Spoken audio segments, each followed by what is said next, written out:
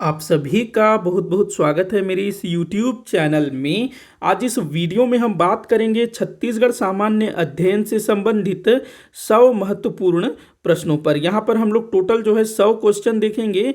वैसे तो रोज सुबह 7 बजे 10 क्वेश्चन वाला वीडियो डेली अपलोड होता है, लेकिन उसमें जो है काफ़ी सारे बच्चे ये कमेंट करते हैं कि आप जो है क्वेश्चन की संख्या बढ़ाइए। तो जो 10 क्वेश्चन वाला वीडियो है वो तो सुबह रोज अपलोड होता ही रहेगा, लेकिन साथ साथ में जो है ना कभी कभी 50 क्वेश्चन 100 क्वेश्चन या मैं कोशिश करूंगा इससे भी ज़्यादा क्वेश्चन वाला वीडियो आप लोगों के लिए लेकर के आऊँ।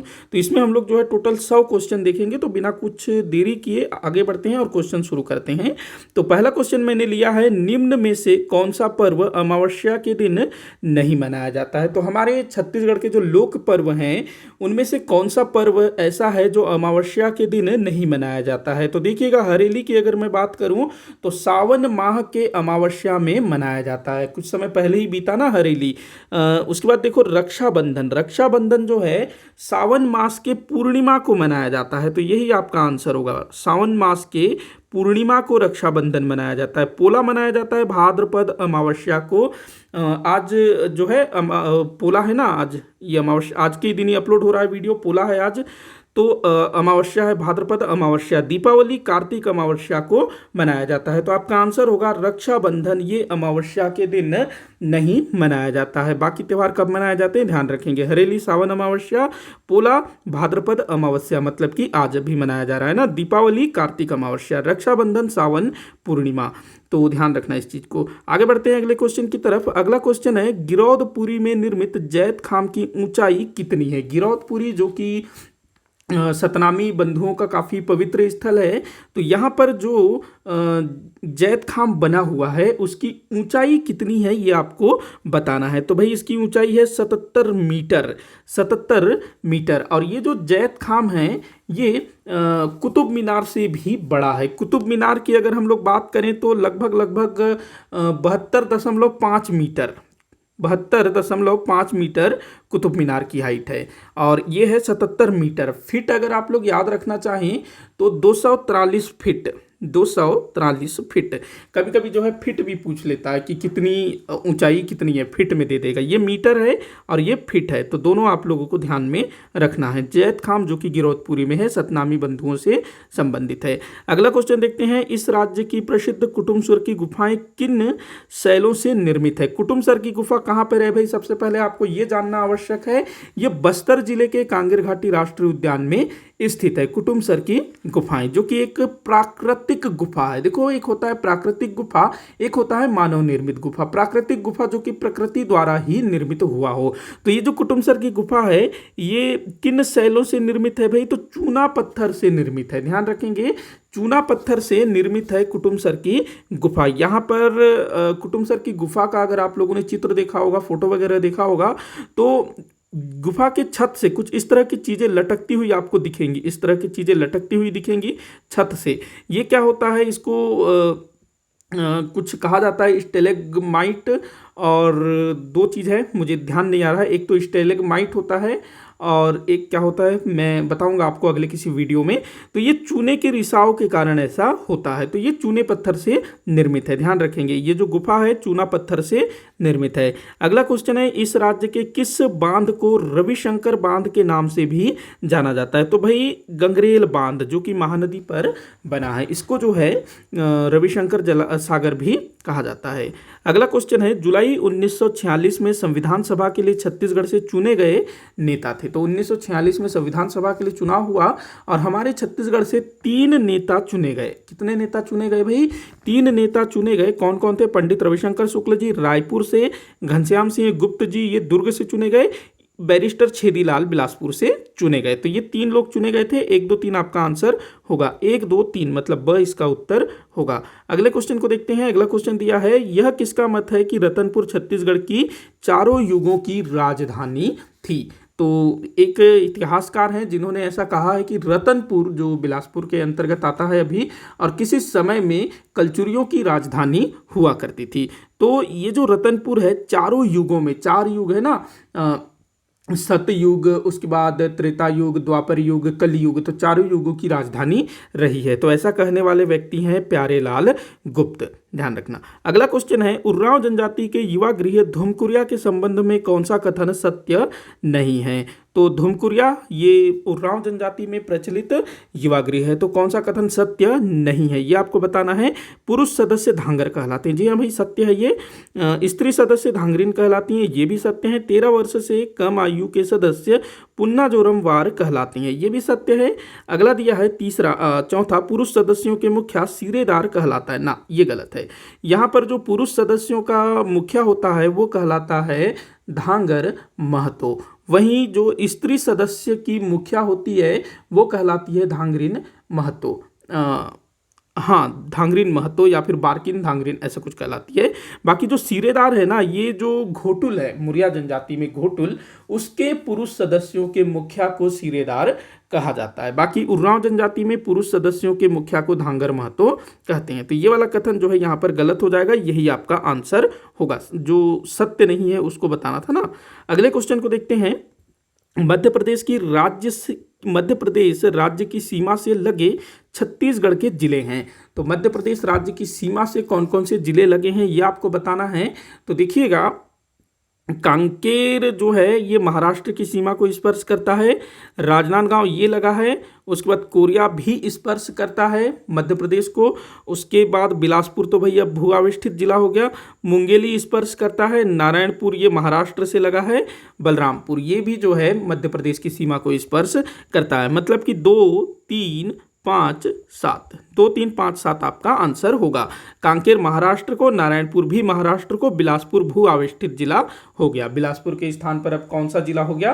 पेंड्रा लुरमी, क्या नाम, पेंड्रा लुरमी, और एक कौन सा था स्थान? 3 जिलों के नाम है ना, पेंड्रा, मेरे दिमाग से निकल रहा है, तीनों स्थानों के मुझे नाम ध्यान है। हाँ, पेंड्रा, मरवाही, हाँ चलो छोड़िए कोई बात नहीं, तो वो आ गया है। तो राजनांदगांव, कोरिया, मुंगेली और बलरामपुर ये चारों जो है मध्य प्रदेश की सीमा को स्पर्श करते हैं। अगला क्वेश्चन देखते हैं। तो इसका आंसर क्या हो जाएगा? 2, 3, 5, 7, 2, 3, 5, 7 इसका आंसर होगा। 2, 3, 5, 7 मतलब कि स। अगले क्वेश्चन की तरफ चलते हैं। अगला क्वेश्चन दिया हुआ है, सुमेलित करने को बोल रहा है, देख लेते हैं, सुमेलित कर लेते हैं। एक तरफ जो है जनजाति दिया हुआ है, दूसरे तरफ उनके स्थानांतरित कृषि। तो बैगा जनजाति के द्वारा जो स्थानांतरित कृषि किया जाता है उसको कहते हैं बेवार। तो पहला का हो जाएगा 3। कोरवा जनजाति कौन सी स्थानांतरित कृषि करती है भाई? देवारी, ये हो जाएगा 4। गोंड जनजाति धारिया या फिर बेवार, गोंड जनजाति धारिया या फिर बेवार 2। भतरा जनजाति द्वारा डाहिया, ये हो जाएगा 1। तो 3, 4, 2, 1 इसका आंसर होगा। 3, 4, 2, 1, 3, 4, 2, 1 इसका उत्तर होगा। आगे बढ़ते हैं अगले क्वेश्चन की तरफ। तो अगला क्वेश्चन है, इस राज्य के किन क्षेत्रों में नागवंश के शासकों ने शासन किया है? तो छत्तीसगढ़ में ना 2 स्थानों पर नागवंशी शासकों द्वारा शासन किया गया है। एक तो बस्तर और दूसरा है कवर्धा। मतलब कि आंसर हो जाएगा बस्तर और कवर्धा, मतलब कि द आपका सही उत्तर होगा। बस्तर में छिंदक नागवंशी शासक, कवर्धा में फणी नागवंशी शासक।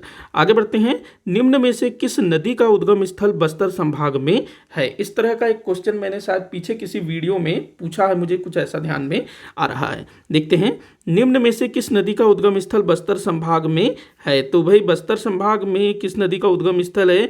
इंद्रावती, ये तो कालाहांडी से निकलता है उड़ीसा के। सबरी, ये जो है उड़ीसा के जयपुर कोटपाड़ क्षेत्र से निकलता है। कोटरी मोहला मानपुर तहसील से निकलता है। नारंगी नदी ये कोंडागांव जिले के माकड़ी तहसील से निकलता है। मतलब कि ये बस्तर क्षेत्र से निकलती है। मतलब इसका उद्गम जो है बस्तर संभाग में ही है। तो आंसर हो जाएगा नारंगी, जिसके तट पर कोंडागांव नगर बसा हुआ है। काफी बार पूछा गया ना, कोंडागांव किस नदी के तट पर बसा है। अगला क्वेश्चन है, कौन सी जोड़ी सुमेलित नहीं है? देख लेते हैं। एक तरफ दिया है नगर, दूसरी तरफ नदी। थोड़ा सा ये यहाँ पर ऐसे मिस्टेक हो गया, माफी चाहूंगा। देख लेते हैं। बिलासपुर अरपा नदी के तट पर है, बिल्कुल सही है भाई। दुर्ग शिवनाथ नदी के तट पर। कोंडागांव नारंगी नदी के तट पर है, अभी मैंने बताया ना, ये गलत है आपका। कोंटा कोलाब नदी के तट पर, बिल्कुल सही है। तो स आपका उत्तर होगा, ये सही नहीं है। नारंगी नदी के तट पर है कोंडागांव। अगला क्वेश्चन है कौन सा कथन सत्य है। तो सत्य कथन आपको पहचानना है, देख लेते हैं। पहला दिया है सागौन वृक्ष पर फूल लगने पर सरहुल पर्व मनाया जाता है। बिल्कुल सही है भाई, सागौन वृक्ष न न न न सागौन नहीं, शाल वृक्ष में, ये गलत है, सागौन नहीं साल, साल वृक्ष पर फूल लगने पर सरहुल पर्व मनाया जाता है, न कि सागौन। अगला दिया है नई फसल आने पर दियारी पर्व मनाया जाता है। नई फसल आने पर नहीं, फसल जब कट वट के ना पूरा खेती बाड़ी का काम जब खत्म हो जाता है उसके बाद दियारी पर्व मनाया जाता है। आम पकने पर आमा खाई मनाया जाता है, ये बिल्कुल सही है। बस्तर क्षेत्र में जब आम का फल पक जाता है ना तब आमा खाई मनाया जाता है। आखिरी भी देख लेते हैं, बीज बोने के समय धनकुल पर्व मनाया जाता है, ये भी गलत है भी, धनकुल बीज बोने के समय नहीं मनाया जाता है। तो यहाँ पर जो सत्य कथन है, कौन सा कथन सत्य है, तो आम पकने पर आमा खाई मनाया जाता है, ध्यान रखना। अगला क्वेश्चन है डिडनेश्वरी मंदिर कहाँ स्थित है। डिडनेश्वरी मंदिर, तो डिडनेश्वरी मंदिर कहाँ पर स्थित है भाई, मल्हार में स्थित है डिडनेश्वरी मंदिर, मल्हार में। अगला क्वेश्चन देखते हैं, सर्वप्रथम छत्तीसगढ़ पृथक राज्य निर्माण की मांग कहाँ की गई थी। काफ़ी बार पूछा गया है, 1924 में रायपुर जिला परिषद की बैठक में। वैसे अगर आपसे पूछा जाए कि पृथक छत्तीसगढ़ राज्य की संकल्पना किन्होंने की थी, तो पंडित सुंदरलाल शर्मा जी द्वारा संकल्पना की गई थी। और इसको मांग सबसे पहले किसी सभा में, किसी बैठक में, तो 1924 के रायपुर जिला परिषद की बैठक में। अगला क्वेश्चन है किस जिले में कोई भी नगर निगम नहीं है। तो भाई राजनांदगांव में, राजनांदगांव खुद एक नगर निगम है। बस्तर में इसका जो जिला मुख्यालय जगदलपुर वो जिला मुख्यालय है। कोरिया में चिरमिरी जिला मुख्यालय है। महासमुंद में कोई भी जिला नगर निगम नहीं है, बाकी तीनों में नगर निगम है। अगला क्वेश्चन है कटेकल्याण क्षेत्र किस खनिज के लिए प्रसिद्ध है। कटेकल्याण जो कि दंतेवाड़ा जिले के अंतर्गत आता है और ये जो है टीन अयस्क के लिए प्रसिद्ध है कटेकल्याण। अगला क्वेश्चन है इस राज्य के किस स्थान पर प्रसिद्ध पार्श्व गायिका अभिनेत्री सुलक्षणा पंडित का जन्म हुआ था। ये क्वेश्चन ना एडीओ का एग्जाम, एक व्यापम ने लिया था एडीओ, उसमें ये पूछा गया था। मुझे इसलिए याद है क्योंकि ये क्वेश्चन थोड़ा अलग टाइप का है, मतलब कि जो बॉलीवुड से जुड़े हुए लोग हैं उनसे रिलेटेड क्वेश्चन। वैसे हमारे छत्तीसगढ़ के काफ़ी सारे लोग हैं जो कि राष्ट्रीय स्तर पर, विश्व स्तर पर काफ़ी मतलब उन्होंने नाम कमाया है, तो उनके बारे में भी पूछा जाता है। तो पार्श्व गायिका अभिनेत्री सुलक्षणा पंडित, इनका जन्म कहाँ हुआ था ये आपको बताना है। तो इनका जन्म हुआ था रायगढ़ में। भाई रायगढ़ जो है संगीत से जुड़ा हुआ क्षेत्र है ना, यहाँ पर चक्रधर समारोह आयोजित होता है संगीत संबंधी। अगला क्वेश्चन है छत्तीसगढ़ का मानचित्र निम्न में से लगभग किसके समान दिखाई देता है। काफ़ी आसान क्वेश्चन है, समुद्री घोड़ा के जैसा दिखता है। अगला क्वेश्चन है सर्वप्रथम किस ब्रिटिश अधिकारी द्वारा प्रशासकीय कामकाज के रूप में छत्तीसगढ़ को छत्तीसगढ़ कहा अथवा लिखा गया। तो भाई किन्होंने ऐसा कहा था, कैप्टन ब्लंट। ये जो है छत्तीसगढ़ में सर्वे करने के लिए इसको भेजा गया था और इसने जो है इस क्षेत्र के लिए छत्तीसगढ़ शब्द का प्रयोग किया था। ध्यान रखेंगे, काफ़ी इंपॉर्टेंट है कैप्टन ब्लंट। इसको कई बार जो है मिस्टर ब्लंट भी लिख दिया जाता है। अगले क्वेश्चन की तरफ चलते हैं। तो अगला क्वेश्चन दिया है अगस्त 1930 के सविनय अवज्ञा आंदोलन के दौरान निम्नलिखित में से किस स्थान पर जंगल सत्याग्रह अधिक उग्र था। तो देखिएगा हमारे छत्तीसगढ़ में सविनय अवज्ञा आंदोलन जो कि सन 1930 में हुआ था, तो इस समय जो है जंगल सत्याग्रह हुए थे हमारे छत्तीसगढ़ में। और इनमें से एक स्थान पर ना जो सत्याग्रह है, आंदोलन है, उग्र हो गया था, गोली चालन किया गया था, जिसमें एक सत्याग्रही शहीद भी हुए थे। तो वह स्थल कौन सा है वो आपको बताना है। तो ये स्थान है रुद्री नवागांव। ध्यान रखेंगे, गोली चालन में ना सिंधु कुमार नामक एक सत्याग्रही शहीद हो गए थे। आगे बढ़ते हैं अगले क्वेश्चन की तरफ। गुरु घासीदास जी को सत्य ज्ञान की खोज किस वृक्ष के नीचे हुई थी। तो भाई औरा धौरा वृक्ष बोला जाता है ना, औरा धौरा वृक्ष। तो ये जो औरा धौरा वृक्ष है ये तेंदू के 2 वृक्ष थे। ध्यान रखेंगे, तेंदू के 2 वृक्ष थे, औरा धौरा वृक्ष। अगला क्वेश्चन है छत्तीसगढ़ का मैदान किस शैल समूह से बना है। छत्तीसगढ़ का मैदान मतलब जो छत्तीसगढ़ का मध्य वाला भाग है, जिसको हम लोग महानदी बेसिन के नाम से भी जानते हैं, तो ये किस सेल समूह से बना है भाई? तो कडप्पा सेल समूह से बना है। यहाँ पर चूना पत्थर बड़ी संख्या में प्राप्त होता है ना, चूना, कडप्पा सेल समूह। अगला क्वेश्चन है, बस्तर की महान हलवा क्रांति कब हुई थी? तो बस्तर में महान हलवा क्रांति हुई थी 1773 से 1779 तक। अजमेर सिंह दरियाई देव याद आया होगा आप लोगों को। अगला क्वेश्चन है, इस राज्य में पहला सीमेंट कारखाना दुर्ग के जामुल नामक स्थान पर स्थापित किया गया, वह किस कंपनी का था? ये प्रॉब्लम ना मेरे में पहले भी होता था, हालांकि मैंने इसको सॉल्व कर दिया है, लेकिन पता नहीं ये बीच में कैसे हो गया। ये स्थापित है तो दुर्ग में जो है पहला कारखाना स्थापित हुआ, सीमेंट कारखाना दुर्ग के जामुल में। तो वह किस कंपनी का था ये आपको बताना है। एसीसी कंपनी का नाम था, एसीसी, इसका पूरा नाम है एसोसिएटेड सीमेंट कंपनी, ध्यान रखेंगे, एसोसिएटेड सीमेंट कंपनी। अगला क्वेश्चन है, शहीद वीर नारायण सिंह जी को अंग्रेजों द्वारा कब फांसी दी गई थी? तो इनको जो है 10 दिसंबर 1857 को मृत्यु दंड दिया गया था। ऐसा कहा जाता है कि इनको तोप से उड़ाया गया था, मतलब फांसी नहीं दिया गया था, तोप से उड़ा दिया गया था। उस समय वैसे ही करते थे, तोप के मुंह में बांध दिया जाता था और उसमें जो है गोला दाग दिया जाता था। खैर जैसे भी हो, इनको जो है वीरगति प्राप्त हुई। अगला क्वेश्चन है, राज्य के मैदानी क्षेत्र से सर्वाधिक कौन सा खनिज प्राप्त होता है? राज्य के मैदानी क्षेत्र से, देखो यहाँ पर जो है थोड़ा सा क्वेश्चन को घुमाने की कोशिश कर रहा है। मैदानी क्षेत्र मतलब छत्तीसगढ़ का मैदान, महानदी बेसिन, छत्तीसगढ़ का मध्य वाला भाग। अभी पीछे हम लोगों ने देखा कि छत्तीसगढ़ का जो मध्य वाला भाग है, छत्तीसगढ़ का जो मैदान है, वहाँ पर कडप्पा सेल समूह पाया जाता है, कडप्पा सेल समूह। और जहां भी कडप्पा सेल समूह होगा वहां क्या मिलेगा? चूना पत्थर। तो राज्य के मैदानी क्षेत्र से सर्वाधिक कौन सा खनिज प्राप्त होता है? चूना पत्थर। अगले क्वेश्चन को देखते हैं। सन 1855 में छत्तीसगढ़ के डिप्टी कमिश्नर कौन थे? सन 1855 में छत्तीसगढ़ के डिप्टी कमिश्नर भाई वो थे चार्ल्स सी इलियट, सबसे पहले डिप्टी कमिश्नर थे ना। और यही जो है 1955 में भी डिप्टी कलेक्टर थे, डिप्टी कमिश्नर, माफी चाहूंगा, कलेक्टर नहीं, डिप्टी कमिश्नर।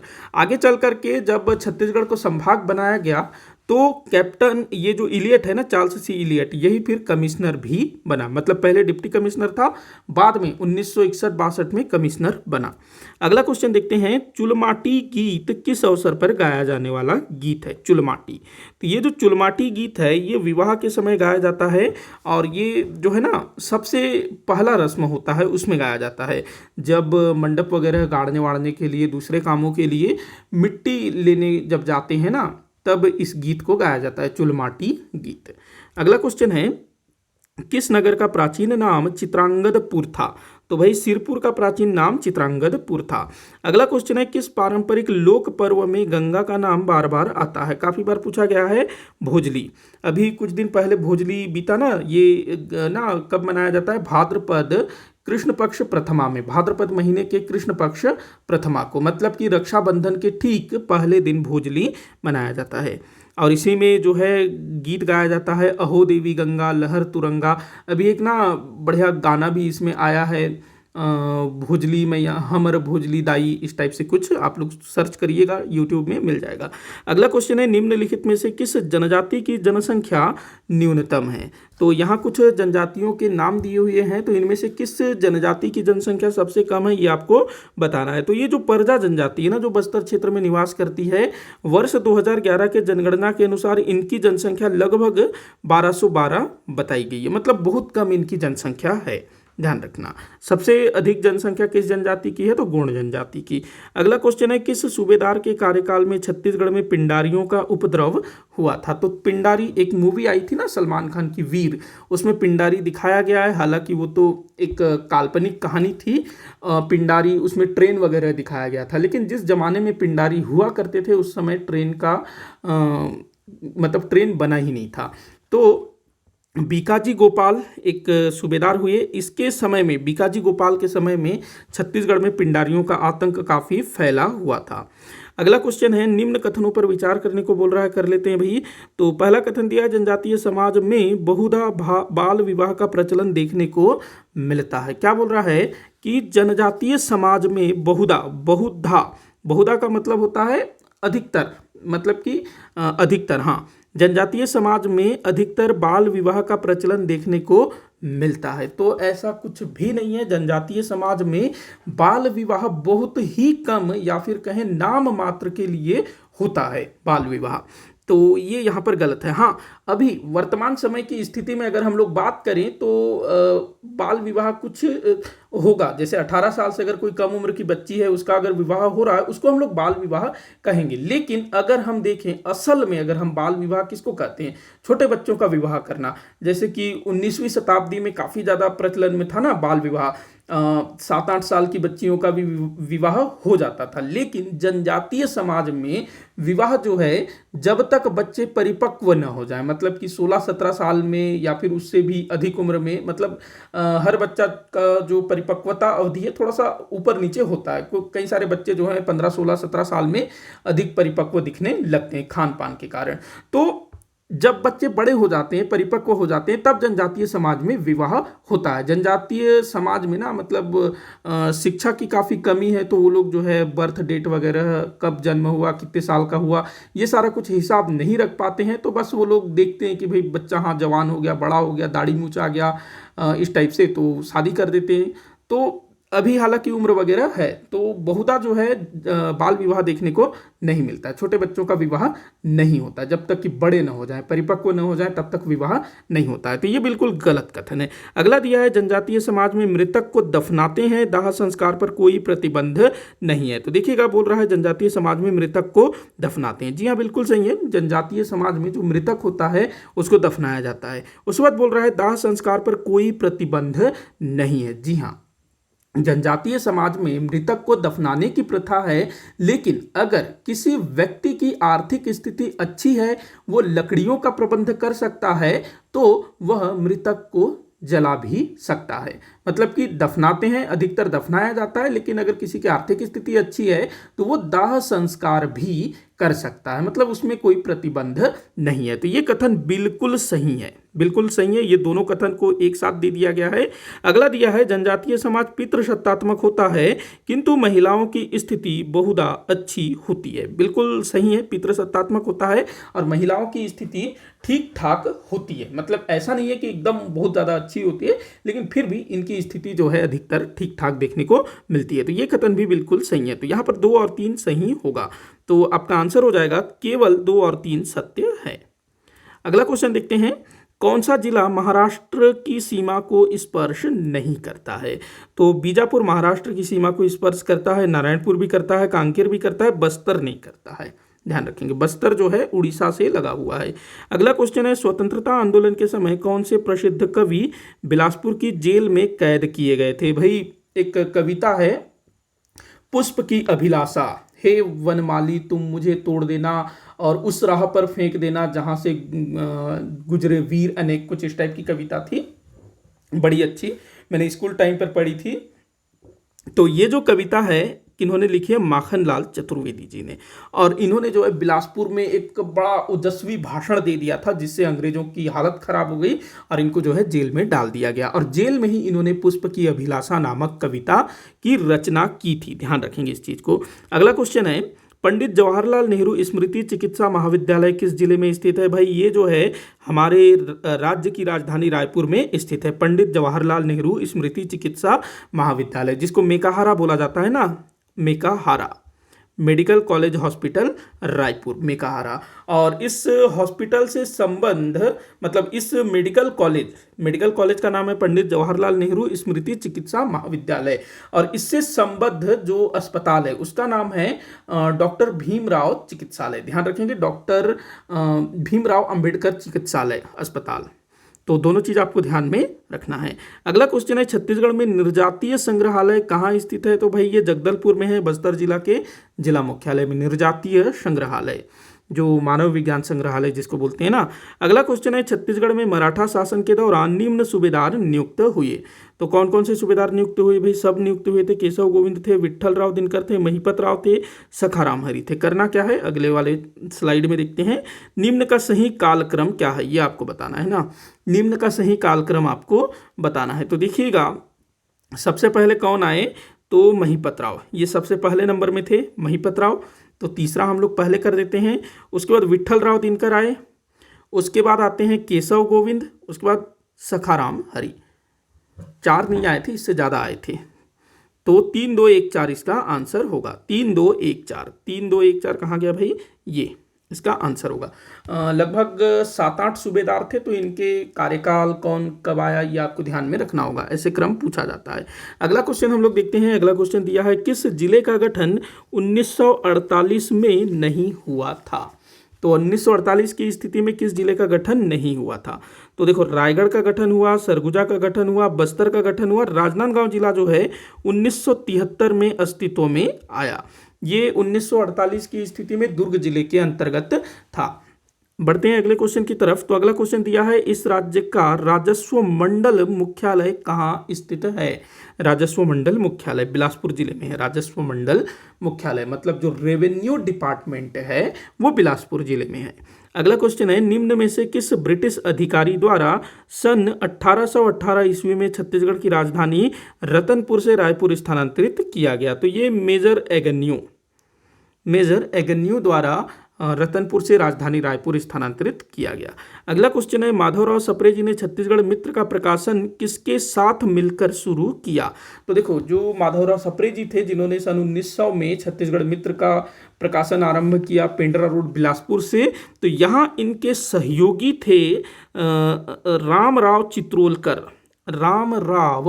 चित्रोलकर। ध्यान रखेंगे, रामराव चित्रोलकर के साथ मिलकर के इन्होंने छत्तीसगढ़ मित्र के प्रकाशन का कार्य शुरू किया था। अगला क्वेश्चन है, किस ग्रंथ से ज्ञात होता है कि महात्मा बुद्ध कुछ समय तक छत्तीसगढ़ के सिरपुर में रहे थे। तो बहुत अच्छा क्वेश्चन है। तो अवदान शतक, इससे पता चलता है कि महात्मा बुद्ध कुछ समय तक छत्तीसगढ़ के सिरपुर में रहे। अगला क्वेश्चन है, कौन सी नदी इंद्रावती की सहायक नदी नहीं है। कोटरी ये तो है भाई, बोर्डिंग भी है, नारंगी भी है, लेकिन जो कोलाब है ना, जिसको हम लोग सबरी नदी के नाम से भी जानते हैं, जिसके तट पर कोंटा और सुकमा नगर है, ये बस्तर क्षेत्र में तो प्रवाहित होती है, लेकिन ये इंद्रावती नदी की सहायक नदी नहीं है, ये गोदावरी नदी की सहायक नदी है। और इंद्रावती भी गोदावरी नदी की ही सहायक नदी है। तो ध्यान रखेंगे, सबरी जो है इंद्रावती की नहीं, गोदावरी नदी की सहायक नदी है। अगला क्वेश्चन देखते हैं, बंगाल नागपुर कॉटन मिल किस रियासत में स्थापित था। तो ये जो है राजनांदगांव रियासत में स्थापित था। इसको नांदगांव भी बोला जाता था, नांदगांव। आज भी ना जो बड़े बुजुर्ग हैं ना, इसको नांदगांव ही बोलते हैं। अगला क्वेश्चन देखते हैं, इस राज्य के किस जिले में टाटामारी नामक प्रसिद्ध पर्यटन स्थल है। टाटामारी, तो टाटामारी जो है कोंडागांव जिले में है। कोंडागांव जिले में जो केशकाल है ना, जो बस्तर का प्रवेश द्वार कहा जाता है केशकाल को, तो यहाँ पर स्थित है टाटामारी। केशकाल जो नगर है उससे कुछ ही दूरी पर है, लगा हुआ है। और ये जो टाटामारी है ना, यहाँ से पूरा का पूरा जो केशकाल घाटी है, जो इस तरह से ना केशकाल घाटी ऐसे पूरा घुमावदार सर्पिला मोड़ है, उसमें ऐसे आपको जाना होगा। अगर कभी भी आप रायपुर से जगदलपुर जाएंगे तो आपको इसी केशकाल घाटी से होकर के जाना पड़ेगा। बड़ा सुंदर है, मनोरम दृश्य बनता है, कभी भी आप जाइएगा। तो ये जो टाटामारी है, यहाँ से आपको ये जो पूरा जो नज़ारा है ये आपको देखने को मिलेगा। अरे ये क्या हो रहा था, माफ़ी चाहूँगा। तो ये पूरा आपको नज़ारा जो है देखने को मिलेगा टाटामारी से। अच्छा, एक तातापानी है, ये बलरामपुर जिले में है। तातापानी जो गर्म पानी का स्रोत है। अगले क्वेश्चन को देखते हैं, बाल गंगाधर तिलक द्वारा मूलतः मराठी भाषा में लिखे गए ग्रंथ गीता रहस्य का किसने हिंदी भाषा में अनुवाद किया। तो देखो, बाल गंगाधर तिलक जी जो बहुत बड़े क्रांतिकारी थे, मतलब राष्ट्रीय आंदोलन से जुड़े हुए थे, तो इन्होंने गीता रहस्य नामक एक ग्रंथ लिखा मराठी भाषा में। तो इसका हिंदी भाषा में अनुवाद किन्होंने किया था, माधवराव सप्रे जी ने किया था। एक चीज़ ध्यान रखेंगे, जो बाल गंगाधर तिलक जी थे ना, जो कुछ भी लिखते थे मराठी में, उसका हिंदी भाषा में अनुवाद करने का काम माधवराव सप्रे जी द्वारा किया गया है। अगला क्वेश्चन हम लोग देखते हैं, किस नगर का प्राचीन नाम कंक नगरी था। कंक नगरी, कांकेर, इसको जो है कंक नगरीय या फिर कंकेरिय भी इसको कहा जाता है। अगला क्वेश्चन है, छत्तीसगढ़ के किस पर्व पर पसहर चाउर का प्रयोग किया जाता है। ये के है, एक ही मात्रा इसमें लगेगा। तो छत्तीसगढ़ के किस पर्व पर पसहर चाउर का प्रयोग किया जाता है। कमर छठ अभी कुछ दिन पहले ही बीता ना, भाद्रपद मास के कृष्ण पक्ष षष्ठी को कमर छठ मनाया जाता है। तो इसमें जो है पसहर चाउर का प्रयोग किया जाता है। पसहर चाउर ऐसी मान्यता है कि जो कमर छठ का जो पर्व है, मतलब ये जो पूजा है, ये संतानवती माताएं अपने संतान के दीर्घायु के लिए यह व्रत करती हैं। कमर छठ का पूजा अपने बच्चों के लिए, जो संतानवती माताएं होती है वो अपने बच्चों के दीर्घायु के लिए यह व्रत करती हैं। और इसमें जो है शिव पार्वती की पूजा की जाती है। एक गड्ढा तैयार किया जाता है, उसमें कुंड बनाया जाता है, अग्नि कुंड, और उसमें जो है पूजा सामग्री, हवन सामग्री सब कुछ डाला जाता है।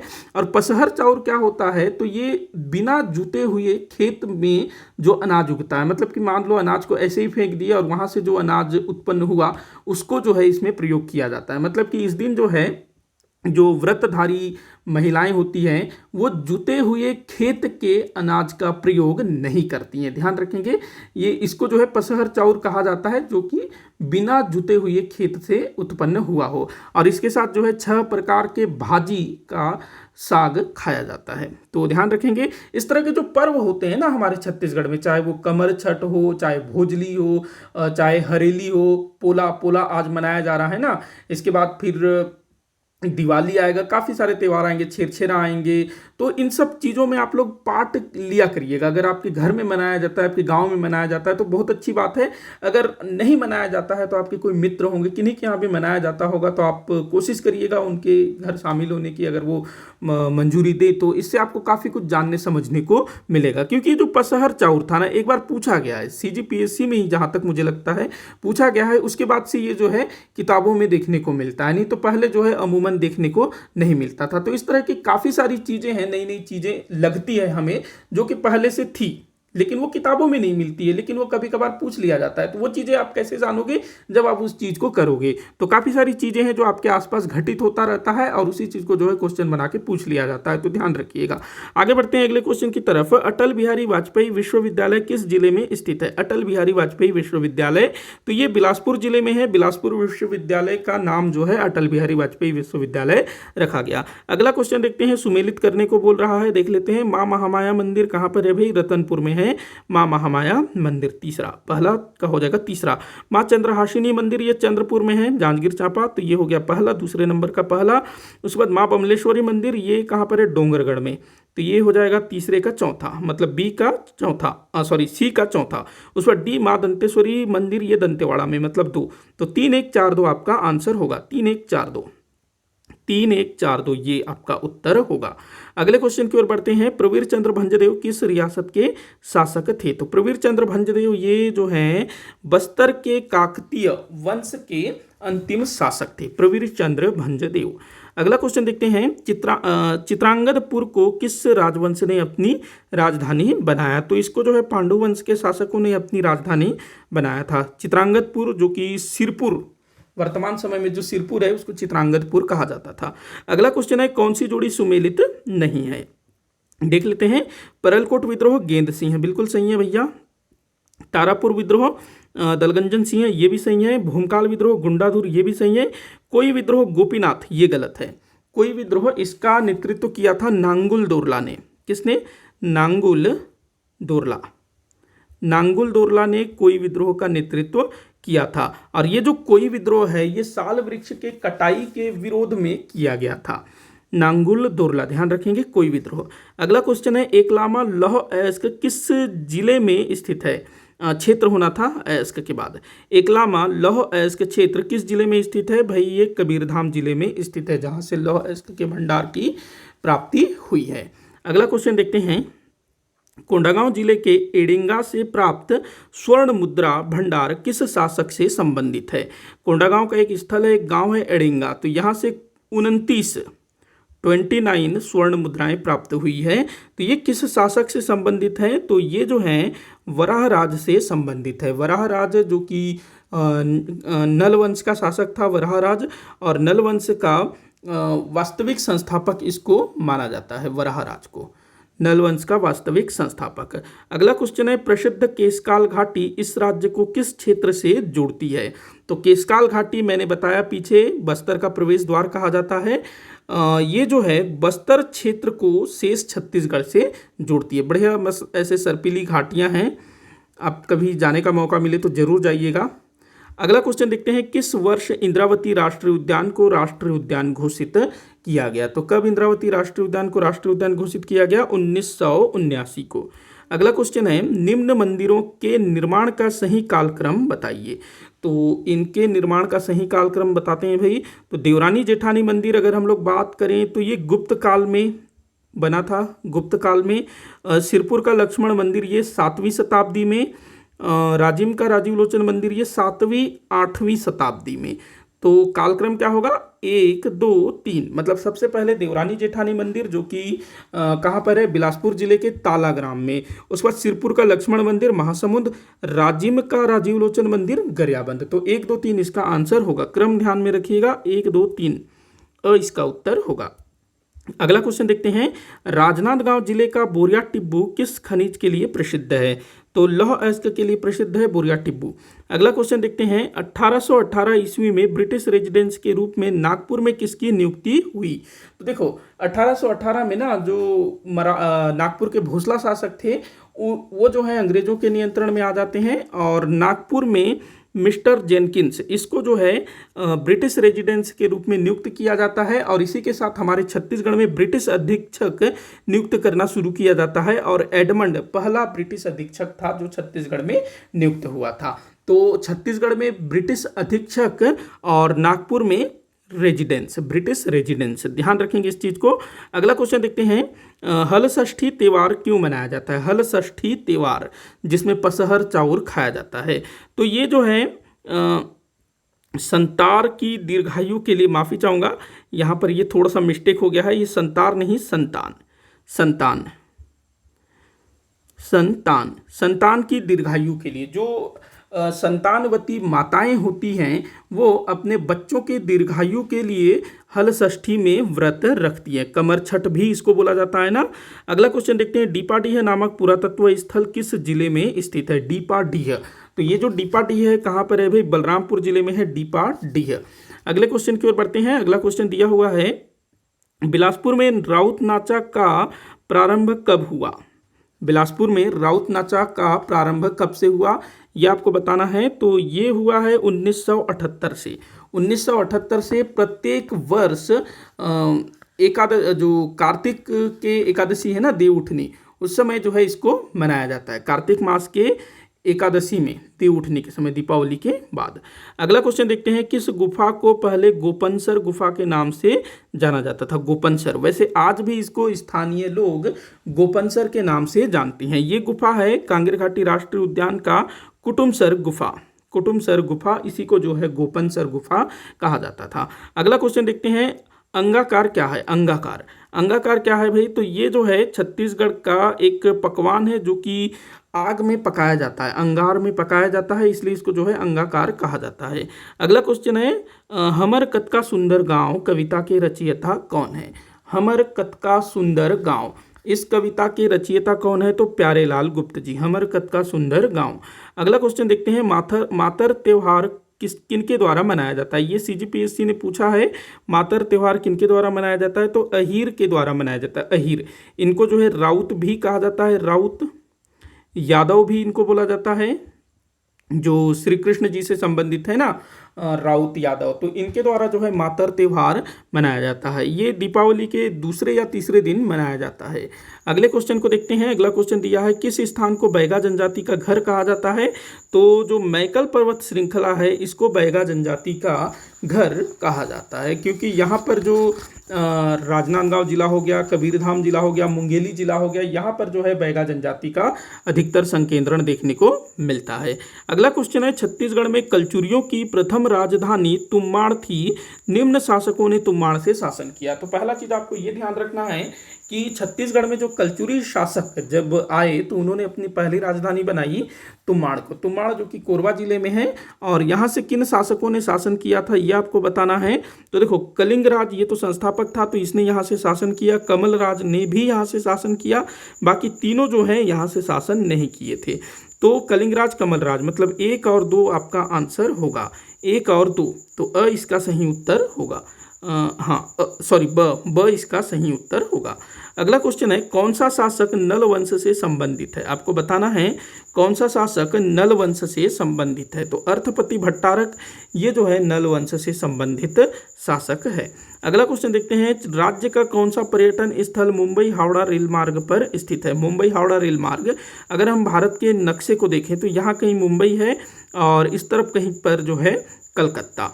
तो कुछ इस तरह से ट्रेन जाता है हमारे छत्तीसगढ़ के राजनांदगांव, दुर्ग, रायपुर, महासमुंद होते हुए ये जो है मुंबई से हावड़ा, कलकत्ता जाता है। तो कौन सा पर्यटन स्थल मुंबई हावड़ा रेलवे लाइन पर स्थित है। तो राजिम भाई इधर कहीं होगा, वो तो नहीं होगा। भोरमदेव ऊपर है, कवर्धा में, डोंगरगढ़, मल्हार। तो जो डोंगरगढ़ है ये इस मुंबई हावड़ा रेल मार्ग पर स्थित है, ध्यान रखना इस चीज़ को। अगला क्वेश्चन है निम्न में से किसका छत्तीसगढ़ से संबंध रहा है। किसका छत्तीसगढ़ से संबंध रहा है। तो वेनसोंग, इसने छत्तीसगढ़ की यात्रा की है। कालिदास जी भी हमारे छत्तीसगढ़ में आए थे। नागार्जुन का भी छत्तीसगढ़ में आगमन हुआ था, लेकिन फाहियान जो है छत्तीसगढ़ में नहीं आया था। तो 1, 2, 3 इसका आंसर होगा। 1, 2, 3 1, 2, 3 इसका आंसर होगा स। अगला क्वेश्चन देखते हैं निम्न में से कौन सा जिला किन्हीं भी 2 राज्यों की सीमा को स्पर्श नहीं करता है। तो देखो बीजापुर की बात करें तो ये महाराष्ट्र और क्या कहते हैं, महाराष्ट्र और तेलंगाना की सीमा को स्पर्श करता है। राजनांदगांव मध्य प्रदेश और महाराष्ट्र की सीमा को स्पर्श करता है। उसके बाद अच्छा यहाँ राजनांदगांव 2 बार हो गया है। वैसे अगर हम लोग सूरजपुर की बात करें तो ये केवल और केवल मध्य प्रदेश की सीमा को स्पर्श करता है। तो यहाँ आंसर सूरजपुर हो सकता था अगर राजनांदगांव की जगह कोई दूसरा जिला होता, जैसे जसपुर होता या कोई और दिया हुआ होता बलरामपुर। तो सूरजपुर जो है केवल मध्य प्रदेश की सीमा को स्पर्श करता है। थोड़ा सा क्वेश्चन जो है यहाँ पर ऑप्शन में मैंने गलती कर दी, माफ़ी चाहूँगा। तो सूरजपुर केवल मध्य प्रदेश की सीमा को स्पर्श करता है। अगला क्वेश्चन है कुचनूर की पहाड़ियाँ किस लिए प्रसिद्ध है। कुचनूर की पहाड़ियाँ किस लिए प्रसिद्ध है ये आपको बताना है। तो ये बीजापुर जिले में है कुचनूर और ये कोरंडम के लिए विख्यात है, कोरंडम। अगला क्वेश्चन देखते हैं राजकवि ईशान किसके दरबार में रहा करते थे। राजकवि ईशान, इनको जो है महाकवि भी कहा जाता है, महाकवि ईशान। तो ये जो है ना राजकवि ईशान, ये महाशिवगुप्त बालार्जुन जो कि पांडुवंश के शासक थे उनके दरबार में रहा करते थे। पांडुवंशीय शासक महाशिवगुप्त बालार्जुन के दरबार में। अगले क्वेश्चन की ओर बढ़ते हैं अरवा तीज किस माह में मनाया जाता है। तो अरवा तीज जो है बैसाख माह में मनाया जाता है। और ये जो अरवा तीज है ना, ये जो कुंवारी लड़कियां होती हैं उनके द्वारा यह व्रत रखा जाता है, अरवा तीज। अभी कुछ ही दिनों में जो है हरितालिका तीज आने वाला है। आप लोग मुझे कमेंट करके बताइएगा कि जो तीज है, तीजा, वो कब मनाया जाता है। अभी 2-3 दिनों में होगा ना तीज, तो आप लोग मुझे कमेंट बॉक्स में बताइएगा वो कब मनाया जाता है हिंदी कैलेंडर के हिसाब से। तो वैसे ही मनाया जाता है अरवा तीज। जो तीज है ना, जो अभी आने वाला जो तीज है, वो तो जो शादीशुदा महिलाएं होती हैं वो अपने पति के दीर्घायु के लिए व्रत करती हैं तीज का। लेकिन जो अरवा तीज होता है वो कुंवारी कन्याओं द्वारा व्रत रखा जाता है बैसाख महीने में, ध्यान रखना इस चीज़ को। अगला क्वेश्चन देखते हैं छत्तीसगढ़ में अरम पपई किसे कहा जाता है। अरम पपई, तो ये पपीता को कहा जाता है। अरम पपई किसको कहा जाता है, पपीता को। अगला क्वेश्चन है सूबा शासन काल में किस सूबेदार ने अपने थान, ये क्या है थान, अच्छा यहाँ स्थान होना था, ये आधा स लगना भूल गया। तो सूबा शासन काल में किस सूबेदार ने अपने स्थान पर अपने प्रतिनिधि को छत्तीसगढ़ भेजना चाहा। देखो सूबा शासन में क्या होता था ना, जो मराठा शासक था, नागपुर का जो भोसला शासक होता था, वो जो है अपने स्थान पर सूबेदार नियुक्त करता था। लेकिन ये जो सूबेदार था ना, वो खुद तो दूसरे के स्थान पर नियुक्त हुआ है, मतलब कि वो सूबेदार के रूप में नियुक्त हुआ है और वो खुद छत्तीसगढ़ न आकर के एक दूसरे आदमी को यहाँ भेजने की कोशिश कर रहा था। तो वो कौन था, भवानी कालू। ये जो है सूबेदार नियुक्त हुआ था, इसने जो है बोली वगैरह लगाई कि मैं सबसे ज़्यादा वसूल के दूंगा और खुद जो है यहाँ न आकर के अपने प्रतिनिधि को भेजना चाहा। तो ध्यान रखेंगे भवानी कालू। अगले क्वेश्चन की तरफ बढ़ते हैं हीरालाल काव्योपाध्याय द्वारा लिखे गए छत्तीसगढ़ी बोली का व्याकरण का अनुवाद एवं संपादन किसने किया था। हीरालाल काव्योपाध्याय, इन्होंने जो है छत्तीसगढ़ी की पहली व्याकरण की पुस्तक लिखी थी। तो इसका अनुवाद और संपादन किसने किया था ये आप लोगों को बताना है।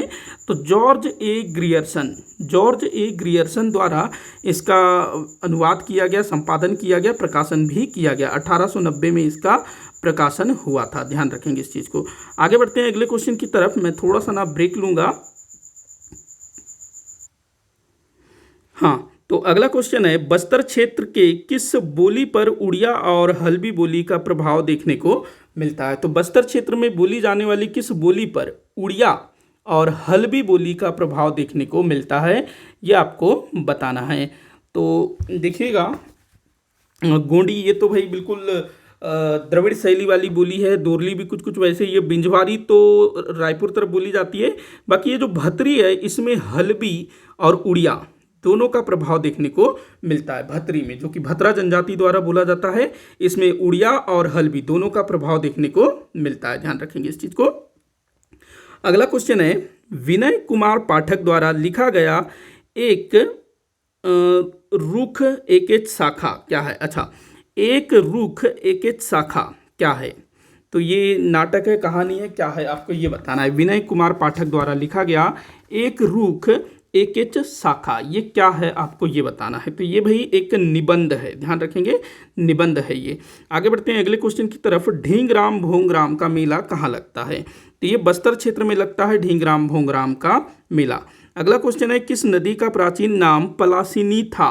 पलासिनी, किस नदी का प्राचीन नाम पलासिनी था? तो पैरी नदी को प्राचीन समय में पलासिनी कहा जाता था। पलासिनी पैरी नदी को। अगला क्वेश्चन है, किस नृत्य में नर्तक कलाबाजी करते हुए पिरामिड बनाते हैं? तो किस नृत्य में नर्तक जो है कलाबाजी करते हैं और साथ में पिरामिड बनाते हैं? पिरामिड मतलब कुछ इस तरह का पिरामिड, ऐसे ऐसे ऐसे ऐसे कुछ इस तरह का। तो ये किस नृत्य में ऐसा पिरामिड बनाते हैं? तो ये जो है पंथी नृत्य में, जो बाबा घासी, जो गुरु घासीदास जी हैं, उनके जो अनुयायी हैं, उनके द्वारा किया जाता है पंथी नृत्य। तो वो लोग जो है कलाबाजी करते हैं और इस तरह से पिरामिड बनाते हैं, एक के ऊपर एक चढ़ते जाते हैं ना। अगला क्वेश्चन देखते हैं, 1935 में रायपुर में आयोजित प्रांतीय शिक्षक सम्मेलन में कौन से राष्ट्रीय नेता का छत्तीसगढ़ में आगमन हुआ था? तो 1935 में ना रायपुर में प्रांतीय शिक्षक सम्मेलन का आयोजन किया गया और इसमें एक राष्ट्रीय नेता का छत्तीसगढ़ में आगमन हुआ। कौन थे भाई वो? पंडित जवाहरलाल नेहरू। वैसे इससे पहले भी पंडित जवाहरलाल नेहरू छत्तीसगढ़ आने वाले थे, लेकिन उनको जो है रास्ते में ही गिरफ्तार किया गया। 1930 में सविनय अवज्ञा आंदोलन के समय गिरफ्तार हो गए थे और छत्तीसगढ़ में उनका पहला आगमन हुआ था 1935 में, रायपुर आए थे। अगला क्वेश्चन है, रायपुर के कांग्रेस भवन का उद्घाटन किसके द्वारा किया गया था? तो सरदार वल्लभ भाई पटेल द्वारा सन 1940 में रायपुर के कांग्रेस भवन का उद्घाटन किया गया। ध्यान रखेंगे, सरदार वल्लभ भाई पटेल भी आए थे छत्तीसगढ़। अगला क्वेश्चन है, खुरसेल घाटी किस जिले में स्थित है? खुरसेल घाटी, तो ये जो खुरसेल घाटी है ये कहाँ स्थित है भाई? तो ये नारायणपुर जिले में स्थित है खुरसेल घाटी। एक झरना भी है, खुरसेल झरना भी। अगला क्वेश्चन है, छत्तीसगढ़ में रामनवमी के समय किस स्थान पर मेला लगता है? छत्तीसगढ़ में रामनवमी के अवसर पर किस स्थान पर मेला लगता है, यह आपको बताना है। तो डोंगरगढ़ में लगता है रामनवमी के अवसर पर, राजनांदगांव में, रतनपुर में भी लगता है, खलारी में भी लगता है, लेकिन मल्हार में जो है रामनवमी के समय मेला नहीं लगता है। यहाँ पर माघ पूर्णिमा में मेला लगता है। बाकी तीनों में जो है मेला लगता है। तो मेला लगता है बताना था ना, तो 1, 2, 3 में जो है मेला लगता है। तो आंसर हो जाएगा आपका 1, 2, 3 डोंगरगढ़, रतनपुर और खलारी। अगला क्वेश्चन है, रायगढ़ घराना के नर्तक कौन नहीं है? रायगढ़ घराना के नर्तक, तो देखिएगा पंडित कल्याण दास, फिरतू महाराज, कार्तिक राम, ये सब जो है रायगढ़ घराना से संबंधित हैं। लेकिन पंडित बिरजू महाराज ये भाई जहाँ तक लखनऊ घराना से इनका संबंध है, बिरजू महाराज का। अगला क्वेश्चन है, रंधनी खोली किसे कहते हैं? छत्तीसगढ़ी में रंधनी खोली कहते हैं रसोई घर को, किचन को। अगला क्वेश्चन है, कोंडागांव का भोंगापाल का संबंध है? कोंडागांव का भोंगापाल का संबंध है किससे है भाई? तो बौद्ध धर्म से इसका संबंध है। यहाँ पर जो है बौद्ध मठ वगैरह प्राप्त हुए हैं, बौद्ध स्तूप वगैरह। भोंगापाल, कोंडागांव। अगला क्वेश्चन है, गड़िया पहाड़ किस जिले में स्थित है? गड़िया पहाड़, तो ये कांकेर जिले में स्थित है। गड़िया पहाड़ एक पर्यटन स्थल है और यहाँ पर एक महोत्सव भी होता है जिसको गड़िया महोत्सव कहा जाता है। अगला क्वेश्चन है, राउत नाचा महोत्सव कब आयोजित होता है? राउत नाचा महोत्सव ये जो है कार्तिक एकादशी में इसका आयोजन होता है, देव उठनी के दिन, दीपावली के बाद।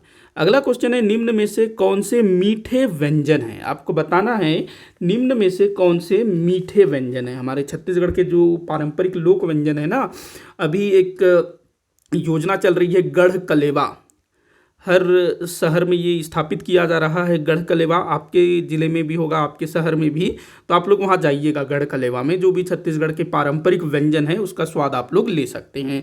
तो देखिएगा जो मीठे व्यंजन हैं, तो देहरौरी ये भी मीठा है, गुलगुला भी मीठा है, ये नमकीन है, पूरी टाइप का होता है। अइरसा ये भी मीठा है। तो 1 2 4 इसका आंसर होगा। 1 2 4 ये मीठा है, तो 1 2 4 ब इसका उत्तर होगा। गढ़ कलेवा जरूर जाइएगा। अगला क्वेश्चन है, दूध नदी किसकी सहायक नदी है? तो भाई दूध नदी जो कि कांकेर जिले में प्रवाहित होती है, ये महानदी की सहायक नदी है। अगला क्वेश्चन देखते हैं, रानी जयंती देवी छत्तीसगढ़ के किस रियासत की शासिका थी? ये रियासत, हाँ ये रियासत है, माफ़ी चाहूँगा। तो रानी जयंती देवी, छत्तीसगढ़ में 14 रियासत थे, तो उनमें से किस रियासत की ये शासिका थी? रानी जयंती देवी। तो ये जो है ना नांदगांव रियासत की शासिका थी। दरअसल हुआ ये, इनके जो हस्बैंड थे उनकी डेथ हो गई, जिनका नाम था राजा सर्वेश्वर दास, राजा सर्वेश्वर दास। और उनके जो बेटे थे राजा सर्वेश्वर दास और जयंती देवी के, जिनका नाम था राजा दिग्विजय सिंह, जो कि अल्पवयस्क थे, आयु कम थी। तो रानी जयंती देवी जो है उनके संरक्षिका के रूप में शासन कर रही थी जिस समय भारत स्वतंत्र हुआ। तो देशी रियासतों के विलय के समय जो 14 देशी रियासतों के शासकों ने हस्ताक्षर किया, तो उनमें से एक रानी जयंती देवी भी थी जिन्होंने नांदगांव की तरफ से हस्ताक्षर किया था, ध्यान रखना। और नांदगांव में बैरागी वंश के शासक शासन करते थे। और नांदगांव रियासत की स्थापना किन्होंने की थी? तो बिंबाजी महाराज ने। अगला क्वेश्चन है, गोंड जनजाति द्वारा नए घर में प्रवेश के समय किए जाने वाले चित्रकारी को किस नाम से जाना जाता है? तो नोहडोरा। गोंड जनजाति में जब नया घर बनाया जाता है ना, तो दीवार को सुंदर चित्रों से सजाया जाता है, तो उस चित्रकारी को कहा जाता है नोहडोरा। अगला क्वेश्चन देखते हैं, रामायण कालीन स्थल पंचवटी कहाँ स्थित है? तो रामायण कालीन पंचवटी भाई ये जो है केशकाल में स्थित है। पंचवटी केशकाल में, जहाँ से सीता माता का हरण हुआ था, रावण ने हरण किया था ना। आजकल स्टार भारत एक चैनल है, उसमें रामायण दे रहा है, अगर आप लोग चाहो तो देख सकते हो। तो इसी के साथ आज का हमारा ये वीडियो यहीं पर समाप्त होता है, जिसमें हम लोगों ने टोटल 100 प्रश्न कवर किए हैं। तो मुझे पूरी आशा है कि आप लोगों को वीडियो अच्छा लगा होगा, प्रश्नों का स्तर सही रहा होगा। कोई भी डाउट हो क्वेश्चंस को लेकर के तो ज़रूर बताइएगा, ताकि मैं उसको सॉल्व कर सकूं। आपसे कितने क्वेश्चन सॉल्व हुए ये ज़रूर बताइएगा। वीडियो को जितना हो सके उतना शेयर करिएगा, लाइक करिएगा। चैनल को सब्सक्राइब नहीं किया है तो ज़रूर से सब्सक्राइब करिएगा। और सुबह 7 बजे रोज़ 10 क्वेश्चन वाला वीडियो आता है, उसको ज़रूर से देखिएगा। वो डेली अपलोड होता है, डेली उसमें हम लोग 10 क्वेश्चन पर डिस्कस करते हैं। तो आज फिलहाल इतना ही। वीडियो को आखिर तक देखने के लिए बहुत बहुत धन्यवाद।